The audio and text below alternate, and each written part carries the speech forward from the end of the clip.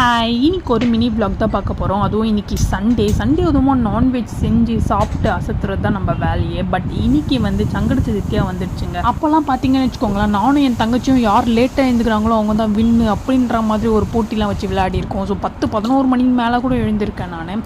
அப்படி எழுந்துக்கும் போது எனக்கு எழுப்புற ஒரே விஷயம் எங்கள் அம்மாலாம் கிடையாதுங்க. எங்கள் அம்மாலாம் என்னை எழுப்பவே மாட்டாங்க. எழுப்புற ஒரே விஷயம் இந்த குக்கர் தந்தோடனே அந்த சிக்கன் வாசனை அப்படியே மூக்கில் படம் பாருங்கள், வேற மாதிரி இருக்கும். அந்த வாசனையிலே எழுந்து டக்குன்னு வந்து உட்காருவேன். எங்கள் அம்மா போடி போய் ப்ரஷ் பண்ணிட்டு வாடி அப்படி சொல்லுவாங்க. சரி கடன்னு போய் ப்ரஷ் பண்ணிட்டு வந்து உட்காந்து அந்த சிக்கன் குழம்பு இட்லியை தொட்டு சாப்பிடும்போது இருக்கிற சுகம் இருக்கு பாருங்க.